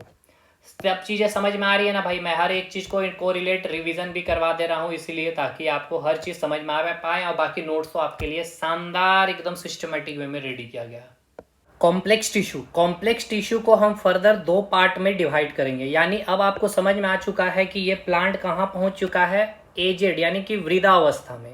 सबसे पहले जब यंग था तो हमने क्या कहा सर, मेरिस्टेमेटिक टिश्यू। फिर ये आपका यंग हुआ, माफ करिएगा, बेबी का जब जन्म हुआ तब उसको हमने कहा मेरिस्टेमेटिक टिश्यू। फिर वो यंग हुआ तो हमने उसको क्या नाम दिया था भाई, कॉम्प्लेक्स टिश्यू में। हमने परमानेंट टिश्यू को दो भाग में बांटा था, सिंपल परमानेंट टिश्यू और कॉम्प्लेक्स परमानेंट टिश्यू। तो सिंपल परमानेंट टिश्यू में हमने पैरेनकाइमा और कॉलेनकाइमा को क्या रखा था, यंग में रखा था। और फिर स्क्लेरेनकाइमा से सेल क्या था आपका, डेड है। ये सब पूछेगा कि स्क्लेरेनकाइमा में जो सेल होते हैं वो ये लिविंग होते हैं या डेड होते हैं, पैरेनकाइमा में लिविंग होते हैं या डेड होते हैं, ये सब आपके क्वेश्चन है। तो स्क्लेरेनकाइमा यानी कि 1.5 उत्तक से ही आपका जो प्लांट है वो अब आपका एजेड हो रखा है। तो कॉम्प्लेक्स टिश्यू मतलब सेल का तो यहाँ पर डिवीजन होने की अब कोई बातें हैं नहीं भाई, पूरी तरह से अब ये वृद्धावस्था में पहुंच चुका है। तो इसको हम फर्दर दो भाग में बांटेंगे, एक होगा आपका जाइलम और एक होगा आपका फ्लोएम। ठीक है, अब जाइलम में 4 एलिमेंट होंगे, एक होगा ट्रैकिड्स, एक होगा वेसल्स, एक होगा जाइलम फाइबर और एक होगा जाइलम पैरेनकाइमा। हिंदी में ट्रैकिड्स को हम लोग कहते हैं ट्रैकिड्स ही, वेसल्स को हम लोग वाहिका कहेंगे, जाइलम तंतु इसे कहेंगे, जाइलम पैरेनकाइमा या पैरेनकाइमा का हिंदी क्या हो जाएगा भाई, जाइलम मृदुतक। ठीक है, समझ में आ रहा है यहाँ तक सारी चीजें। नेक्स्ट अब आगे बढ़िए, अब आपका क्या है, फ्लोएम के बारे में। फ्लोएम जो 4 एलिमेंट से बनी होती है, सीब ट्यूब। अब ये चीज भी याद रखिएगा, जो ट्रैकिड होता है वो डेड होता है, वेसल्स भी डेड होते हैं, जाइलम फाइबल्स भी डेड होते हैं, और जाइलम जो पैरेनकाइमा होता है वो क्या होता है आपका, लिविंग होता है। ठीक है,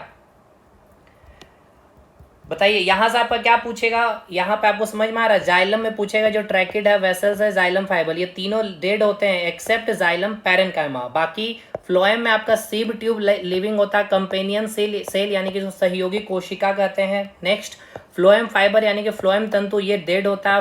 फ्लोएम पैरेनकाइमा यानी कि फ्लोएम मृदुतक, ये आपका लिविंग। तो एक इसमें डेड है फ्लोएम फाइबर और इसमें एक लिविंग है जाइलम पैरेनकाइमा। ठीक है, कोई दिक्कत, कोई दिक्कत नहीं। अब हम लोग समझते हैं जाइलम के बारे में, फिर फ्लोएम के बारे में। अब एक सबसे इंपॉर्टेंट लाइन यहाँ पे ध्यान रखिएगा, जो जाइलम और फ्लोएम यानी कि जो कॉम्प्लेक्स टिश्यू के बारे आप जो देख रहे हैं ना, कॉम्प्लेक्स परमानेंट टिश्यू के बारे जो आप देख रहे हैं, बोथ आर कंडक्टिंग टिश्यू, यानी कि ये एक संवहन उत्तक होता है। और इसको आप कह सकते हैं वस्कुलर बंडल भी, मतलब कि ये क्या करेगा, वस्कुलर बंडल मतलब कि कोई भी चीज को लेके जाएगा। तो जैसे कि आपका जो जाइलम है फ्लोएम, ये क्या करता है प्लांट में, जाइलम वाटर और आपका जितने भी मिनरल्स है उसको लेकर के जाता है प्लांट के हर एक पार्ट तक।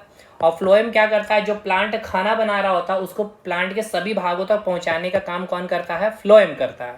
ठीक है, इसीलिए जाइलम और फ्लोएम क्या है, एक कंडक्टिंग टिश्यू है, कुछ कंडक्ट करता है, क्या, जल को, न्यूट्रिएंट्स को और फूड को एक स्थान से प्लांट के दूसरे स्थान तक पहुंचाने का। और वस्कुलर बंडल इसीलिए कहते हैं क्योंकि एक बंडल एक ट्यूब लाइक स्ट्रक्चर ये होती है।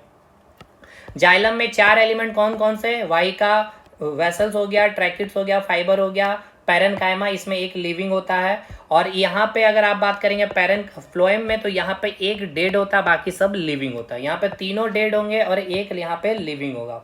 क्लियर है, ये सब सवाल है आपके। अब देखिए जाइलम का कार्य क्या है, तो देखिएगा ध्यानपूर्वक समझिएगा। जो आपके प्लांट है भाई उसको पानी चाहिए, न्यूट्रिएंट्स चाहिए, तब तो वो खाना बनाएगा, प्रकाश संश्लेषण फोटोसिंथेसिस करेगा।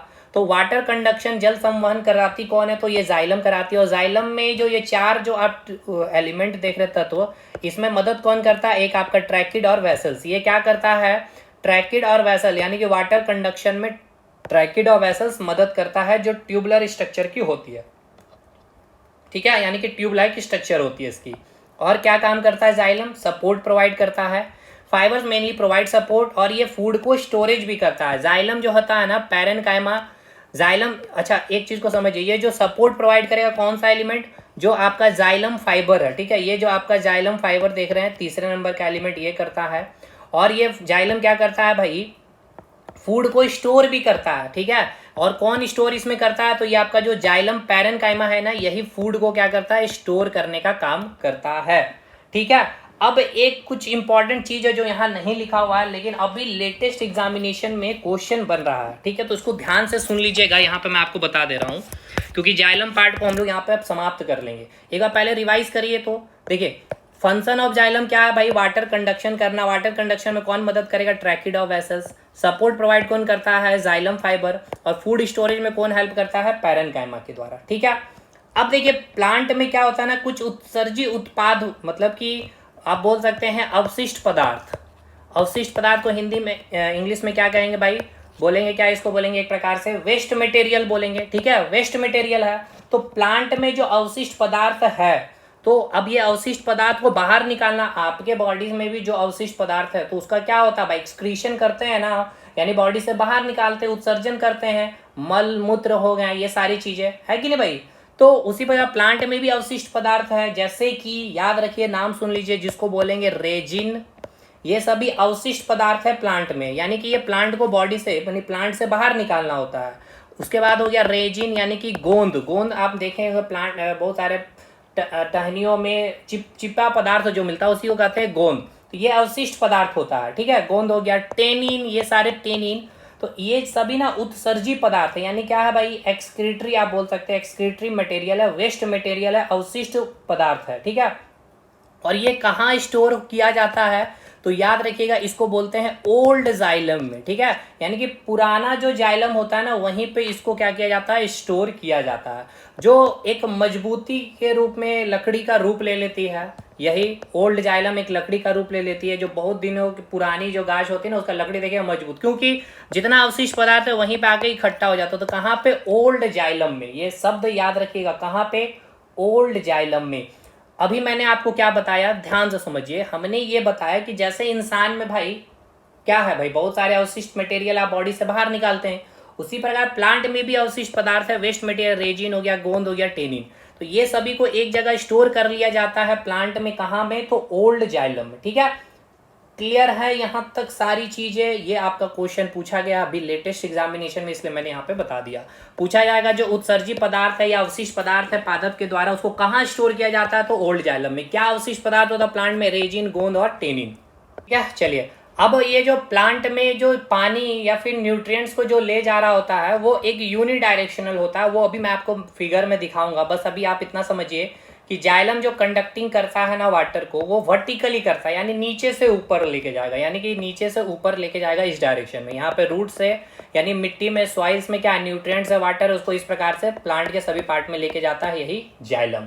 और ओल्ड जाइलम में अवशिष्ट पदार्थ का स्टोरेज होता है। अब फ्लोएम का कार्य क्या है, तो भाई जो खाना बनाया है प्लांट ने, उस खाने को पूरे प्लांट तक पहुंचाने का कार्य कौन करता है, phloem transport food from leaf.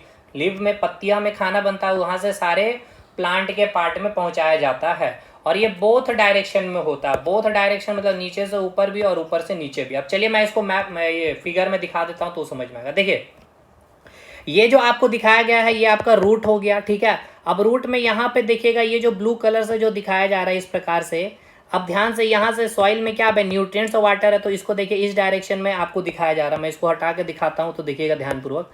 देखिए थोड़ा सा मैं और जूम कर दूँ, देखिए ये आपको इस डायरेक्शन में ऐसे दिखाया जा रहा है, ये ऊपर ही जा रहा है, ये ऊपर जा रहा है, ऐसे इधर चला गया, इस लीव में चला गया, फिर ये ऊपर चला गया, ऐसे चला गया, ऐसे चला गया, ऐसे चला गया, ऐसे चला गया, ऐसे चला गया। तो देखिए एक वर्टिकली जा रहा ना, यानी इस डायरेक्शन में जा रहा है, तो ये क्या लेके जा रहा है, ये जाइलम लेके जा रहा है, क्या, वाटर और न्यूट्रिएंट्स को। लेकिन अब ये प्लांट ने क्या किया, फोटोसिंथेसिस करके खाना बनाया, तो इस सब पत्तियां में भी खाना बना होगा भाई, इस पत्तियों में भी खाना बना होगा, इस पत्तियों में भी खाना बना होगा, इस पत्तियों में भी खाना बना होगा, ठीक है। तो देखिएगा यहाँ से कैसे खाना का मूवमेंट दिखाया गया आपको। यहाँ से खाना आया इस प्रकार से, चलिए यहाँ पे खाना बना, इसको यहाँ इसको देखिएगा फूड का निर्माण हुआ है, यहाँ भी निर्माण हुआ, यहाँ से भी मैं दिखा दूंगा। यहाँ से देखिए खाना निकला, एक इस डायरेक्शन आया, एक इधर चला गया, ऐसे चला गया, ऐसे चला गया, ऐसे चला गया, ठीक है। उसके बाद एक नीचे चला गया, तो देखिए ऊपर भी चला गया, नीचे भी आ गया, तो दोनों डायरेक्शन में फ्लोएम ये क्या कर रहा, फ्लोएम अब इसका लोकेशन देखिए, जाइलम और फ्लोएम का लोकेशन कहाँ, तो देखिए जाइलम जो आपको दिखाया गया है, ये जाइलम कहाँ दिखाया गया, देखिएगा एकदम मिडिल में है, जो वाटर लेके जा रहा है, न्यूट्रिएंट्स लेके जा रहा है। लेकिन जो आपका फ्लोएम है, ये फ्लोएम कहाँ है मेरे दोस्त, ये बिल्कुल साइड में आपको दिखाया गया, जो फूड का ट्रांसपोर्टिंग करता है बाई डायरेक्शन, दोनों डायरेक्शन में। समझ में आ गया? चलिए भाई आगे बढ़िए। अब कुछ चीजें हैं यहाँ पे, फटाफट इसको खत्म करिए, ये पूरा पार्ट अब खत्म ही हो जाएगा। एपिडर्म, देखिए ये इसको अलग से हम करके बना रहे हैं क्योंकि ये एनसीईआरटी में आपका दिया हुआ और यहाँ से क्वेश्चन बन जाता है, बस इसी कारण मैं यहाँ पे आपको करवा रहा हूँ। देखिए एपिडर्मल टिश्यू सिस्टम, थोड़ा सा 11th-12th का बायोलॉजी लेके चल रहा है यहाँ पे भी, क्योंकि रीजन है भाई क्वेश्चन पूछा जा रहा है आपसे, बीपीएससी जेपीएससी वगैरह में तो खास करके और भी पूछेगा। ठीक है, एपिडर्मल टिश्यू सिस्टम, बाकी दरोगा में वहीं तक। अब यहाँ से इसको देखिए, यहाँ से पढ़ना पड़ेगा भाई, यहाँ से क्वेश्चन आएगा दरोगा वगैरह में, मैं भी आपको दिखा देता हूँ, स्किप कर ही नहीं सकते हैं। और कंटेंट इतना है भाई, शॉर्ट में ही सारी चीजें मैं आपको समझा दे रहा हूँ। देखिए दो टाइप्स के, देखिए अभी बस इतना समझिए, आपने क्या पढ़ा, प्लांट टिश्यू पढ़ा सर, ठीक है, समझिए अच्छे से समझिए, आपने क्या पढ़ा सर, प्लांट टिश्यू पढ़ा। प्लांट टिश्यू में आपने इसको डिवाइड किया था कि एक ऐसा टिश्यू जिसको आप अनडिफ्रेंशिएट करते हैं, मतलब जिसको डिफ्रेंशिएट नहीं कर पा रहे थे, जिसको डिफ्रेंशिएट कर पा रहे थे। जहाँ पे डिफ्रेंशिएशन नहीं हो रहा था वहाँ पे सेल का डिवीजन हो रहा था, जिसको आपने नाम दिया था मेरिस्टेमेटिक टिश्यू का। और यहाँ पे जिसमें डिफ्रेंशिएशन किया जा रहा था वहाँ पे सेल का डिवीजन नहीं हो रहा था, जिसे आपने नाम दिया था परमानेंट टिश्यू का, यही नाम दिया था। फिर हम लोग आगे बढ़े तो मेरिस्टेमेटिक टिश्यू को दो भाग में बांटे, एक ऑरिजिन के आधार पर और एक हो गया आपका लोकेशन के आधार पर। ऑरिजिन में हमने देखा प्रो, प्राइमरी, सेकेंडरी, और लोकेशन के आधार पर एपिकल हो गया, लैटरल हो गया, और फिर आपका इंटरकैलरी मेरिस्टेमेटिक टिश्यू हो गया। फिर हमने देखा परमानेंट टिश्यू को दो भाग में बांटा, सिंपल परमानेंट टिश्यू और एक हो गया आपका complex permanent tissue. Simple permanent tissue किसको कहते हैं, जहाँ पर similar types of cells present थे। और कॉम्प्लेक्स परमानेंट टिश्यू हमने इसको इसलिए कहा क्योंकि यहाँ पे डिफरेंट टाइप ऑफ सेल्स उपस्थित होने के कारण। सिंपल परमानेंट टिश्यू में हमने देखा भाई पैरेनकाइमा को, क्लोरेनकाइमा को और स्क्लेरेनकाइमा को, ठीक है सर। नेक्स्ट अब यहाँ पे आपको हम क्या बताएंगे, यहाँ पे कॉम्प्लेक्स टिश्यू। कॉम्प्लेक्स टिश्यू में हमने क्या देखा सर, जाइलम को देखा और फ्लोएम को देखा, ठीक है, यहाँ तक समझ में आ गया। अब एक और आपका टिश्यू है जो आपको पढ़ना है, एपिडर्मल टिश्यू सिस्टम। देखिए एक तो ऐसे वेस्कुलर टिश्यू सिस्टम भी होता है, तो उतना आपको डिटेलिंग जाने की जरूरत नहीं है। प्लांट टिश्यू में एक और टिश्यू सिस्टम है, एपिडर्मल टिश्यू सिस्टम, ठीक है। इसमें दो टाइप सेल्स, टिश्यू है तो भाई सेल्स होगा इसमें, इसको हम कहेंगे एपिडर्मल सेल, और एक हो गया आपका स्टोमेटा। तो ये क्या है भाई, एपिडर्मल सेल्स हैं, और स्टोमेटा क्या, ये सेल हैं एपिडर्मल टिश्यू सिस्टम में। क्योंकि ये भाई मैं नाम लिया हूँ ना टिश्यू, तो ये किससे बने होंगे, सेल से ही बने होंगे। तो इसमें दो टाइप के सेल होते हैं, एक होता है एपिडर्मल सेल और एक होता है स्टोमेटा। चलिए आगे बढ़िए। तो सबसे पहले बात करेंगे एपिडर्मल सेल की, यानी कि एपिडर्मिस। एपिडर्मिस से वही बात याद करिए एनिमल टिश्यू में, एपिथीलिया टिश्यू। एपिथीलिया टिश्यू का काम क्या था, प्रोटेक्शन करना, कवरिंग करना, लाइनिंग बनाना। यानी हमारे बॉडी में सबसे पहले अगर देखा जाए, जो एक्सटर्नल ऑर्गन है जिसको आप देख पा रहे, छू पा रहे, जैसे हाथ पैर, तो जो इसको प्रोटेक्शन कौन के दे के रखा हुआ था, स्किन, लाइनिंग, यानी कवरिंग जो करके रखा था। उसी प्रकार प्लांट में भी भाई, जो आप इसकी पत्तियां देख रहे हो, तो इसको भी कवरिंग करके एक बाहर में एक लेयर है पत्तियां में भी, तो आउटर लेयर जो होता है ना, उसी को कहते हैं हम लोग epidermis. Outermost layer of cell is called epidermis. अब जो cell of epidermal tissue form a continuous layer, यानी कि ये जो होता है ना, इसमें लेयर कंटिन्यूअस होते हैं। कंटिन्यूअस होने के कारण ही तो ये प्रोटेक्शन करता है। अगर यहाँ पे कोई गैप आ जाए तो बीच में कोई भी घुस जाएगा। तो कंटिन्यूअस लेयर होते हैं और कोई भी स्पेस नहीं होता। Without intercellular space cells are elongated. मतलब यहाँ ये बोला गया है कि कोई भी अंतःकोशीय रिक्त स्थान नहीं होते हैं और ये इलोंगेटेड होते हैं। सेल्स को खींचा जा सकता है, इलोंगेशन इसमें होता है। क्लियर है? स्किन में भी मैंने बताया था ना भाई, बाहर से जो आपका जो आउटर लेयर होता है उसमें कहीं पे भी स्पेस उपस्थित नहीं होता है, इंटरसेलुलर स्पेस। चलिए, एपिडर्मल सेल में साइटोप्लाज्म बहुत ही कम होता है, वैक्यूल इज लार्ज होते हैं। एपिडर्मल सेल्स के बाहर एक थिक लेयर होता है, जो लेयर होता है थिक लेयर होता है। अब यही इंपॉर्टेंट है, यहीं से क्वेश्चन बना है आपका।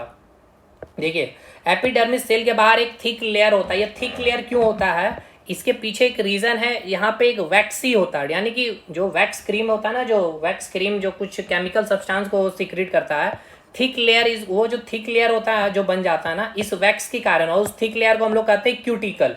इस वैक्सीओ, जैसे कि सर्दियों में मैंने आपको बताया था ना, एक क्रीम लगाते हैं जिससे आपका ड्राई नहीं होता है आपका स्किन, यानी आपके बॉडी से क्या होता है, वाटर का लॉस नहीं होता। उसी प्रकार प्लांट में भी बहुत अधिक जब गर्मियां पड़ रही होती है तो ये क्यूटिकल क्या करता है, एक थिक लेयर बना देता है और वहीं पे एक वैक्स रिलीज कर रहा होता है, ठीक है, केमिकल सब्सटेंस रिलीज कर रहा होता है, जो क्या करता है, प्रिवेंट करता है वाटर लॉस को। खास करके जितने भी डेजर्ट प्लांट है, रेगिस्तान में जो भी प्लांट है, वहां पे तो पानी की कमी है भाई, अब ये उनको कई दिनों तक पानी नहीं मिलती है, तो वहां पे धूप भी पड़ रही है, तो ऐसे तो वाष्पोत्सर्जन की क्रिया, ट्रांसपीरेशन होगी, तो जिससे पानी वहां पे उस प्लांट से बाहर निकल जाएगी एटमॉस्फेयर में, तो वो प्लांट सूख जाएगा। तो वो प्रिवेंट करना वाटर लॉस को, ये कैसे होता है, यही क्यूटिकल के कारण, या फिर क्यूटिन भी इसको हम लोग कह देते हैं। ठीक है, समझ में आ गया ये पॉइंट, यहीं से सवाल आपका बनता।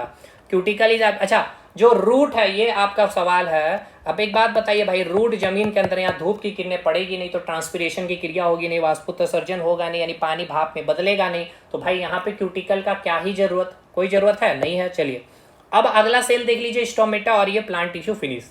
बस यहाँ से क्वेश्चन बनता है आपका स्टोमेटा से, जो स्मॉल पोर्स, जो छिद्र आपको दिखते हैं, उसी को आप क्या कहते हैं, epidermis of the cell, this pores are called stomata. वही जो छोटे छोटे जो छिद्र होते हैं ना, उसको कहा जाता है स्टोमेटा।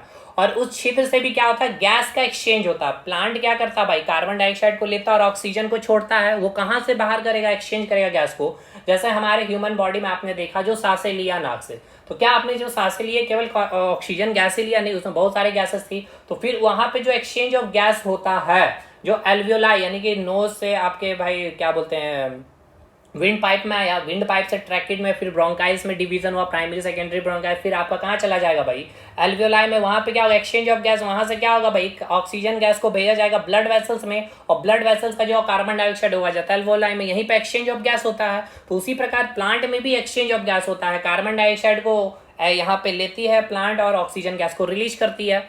तो ये कहाँ होता है, तो स्मॉल पोर्स यानी कि स्टोमेटा में होता है। अब देखिए, जो डाइकॉट स्टोमेटा होता है और जो मोनोकॉट स्टोमेटा होता है, उसमें शेप पूछता है इसका कैसा होता है। तो जो डाइकॉट स्टोमेटा, उसका शेप बीन यानी कि राजमा आपने खाया ना, वैसा स्ट्रक्चर होता है। मोनोकॉट स्टोमेटा में जो स्टोमेटा का जो शेप देखने को मिलता है, वो डंबल शेप, जैसे कि यहाँ पे देखिए, यहाँ पे ये जो देखिए बीम लाइक स्ट्रक्चर है, राजमा की तरह स्ट्रक्चर आपको दिख रहा होगा, तो इसे ही हम लोग क्या कहते हैं, गार्ड सेल कहते हैं। और ये पोर जो आपका छेद बना है, इसी को हम लोग बोलते हैं स्टोमेटा पोर। तो इसको गार्ड करके रखा हुआ है, इसलिए इसको बोलते हैं गार्ड सेल। इसमें प्रेजेंट क्या है भाई, आपका क्लोरोप्लास्ट, और बाहर में ये एक सब्सिडियरी साइड शेल है, जैसे ये एक मतलब ऐसे ही एक्स्ट्रा में उपस्थित सेल है ना। चलिए, और डाइकोट का अगर मैं आपको स्ट्रक्चर दिखाऊं तो देखिए, यहाँ पर डंबल लाइक स्ट्रक्चर आपको देखने को मिलेगा, यानी कि डंबल जो होता है ना बॉडी वॉडी बनाने को, वैसा ही आपको स्ट्रक्चर मिलता है। और यहाँ पे बीच में देखिए पोर्स, यही हो गया आपका स्टोमेटा। ठीक है, तो वही बात यहाँ पर लिखा गया था। देखिए, जो मोनोकॉट हो गया आपका, मोनोकॉट स्टोमेटा में कैसा शेप है, याद रखिएगा, शेप डंबल रहेगा। और डाइकोट स्टोमेटा में जो शेप रहेगा, बीन शेप रहेगा। ठीक, तो स्टोमेटा पोर से हो क्या रहा, मैंने बता ही दिया आपका, एक्सचेंज ऑफ गैस वायुमंडल से होती है, ठीक है ना, exchanging gas with the atmosphere. Transpiration, loss of water in the form, इससे वाटर का भी लॉस होता है, स्टोमेटा से भी होता है, ऐसा बात नहीं है। तो यही गार्ड सेल क्या कर देता है, स्पोर को ढक देता है, ठीक है, ढक देने के कारण वाटर लॉस नहीं होता। चलिए, stomata are enclose by 2 kidney सब, यही मतलब जो पोर्स होता है किसके अंदर होता है, गार्ड सेल के अंदर होता है। तो ये हो गया फिनिश। बाकी और बहुत प्लांट को तो हम लोग बहुत डिटेल में बॉटनी में पढ़ेंगे ये। तो ये हो गया आपका प्लांट टिश्यू, वन शॉट में फिनिश। हर चीज़ को समझा दिया, ऐसा नहीं कि कोई चीज़ छूटा, आपका कोई क्वेश्चन छूटेगा नहीं। नेक्स्ट मैं यहाँ पे प्रैक्टिस भी देखता हूँ कराने का, मैंने क्वेश्चन तो ले रखा भाई, 150-200 क्वेश्चन हो गए, मैं आपको दिखाता भी हूँ। देखिए यहाँ जैसे देखिएगा तो एनिमल टिश्यू के भाई एकदम शानदार शानदार क्वेश्चन है, ठीक है। उसके बाद अगर आपको दिखाऊँ, ये सारे प्रीवियस ईयर के क्वेश्चन हैं, रेलवे के शायद पूछे गए सारे क्वेश्चन मैंने लिए थे यहाँ पे, क्योंकि रेलवे के जो साइंस है बहुत ही अच्छा स्टैंडर्ड का होता है। तो यहाँ पे सारे क्वेश्चन हैं, इतने सारे क्वेश्चन देख सकते हैं, मैंने करवाए हैं रेलवे के बैच में। कोशिश करता हूँ कि आपको भी मैं डिस्कशन करवा दूँ, ठीक है। तो चलिए, आज का सेशन यहाँ पे हम लोग क्या करेंगे, एंड करते हैं। मिलते हैं अगले वीडियो में, तब तक के लिए। और जो कंटेंट लेना चाहते हैं आप इस नंबर पे संपर्क कर सकते हैं। कोई भी सब्जेक्ट का नोट्स लीजिए, मैं तो आपको कहूँगा, आप देखिए जब हुआ क्या है कि बहुत सारे स्टूडेंट एक एक करके नोट्स लिए, उनको लगा कैसा होगा नहीं होगा, कम फी में मिल रहा भाई, तो भाई फिर अब वो उनको फिर अब क्या करना पड़ेगा, सब कुछ लेना पड़ेगा, तो वो महंगा पड़ गया, कॉम्बो में सस्ता मिला। मैं इसलिए कहूँगा कि आप सारा नोट्स ही लीजिए, जीके जीएस पूरा लीजिए, और एक बार ले करके ये वन शॉट वीडियो को ख़त्म करते चल जाइए। फिर आपको मतलब कि कहीं से कोई paid class up to BPSC JPSC की मैं बातें कर रहा हूँ, मैं ये नहीं, और ये भाई देखिए मैं बातें नहीं कर रहा हूँ, अभी मैंने क्लास लिया ना, ऐसा तो मैंने ओपनली यूट्यूब पे क्लास है ये आपका, क्लास देखने के बाद क्वेश्चन बनाइए और मैं आपको दिखाऊंगा भी बना करके हर क्वेश्चन को कि बन रहा है कि नहीं, एकदम लेटेस्ट अपडेटेड क्वेश्चन दिखाऊंगा। ठीक है, मिलते हैं अगले वीडियो में, तब तक के लिए धन्यवाद।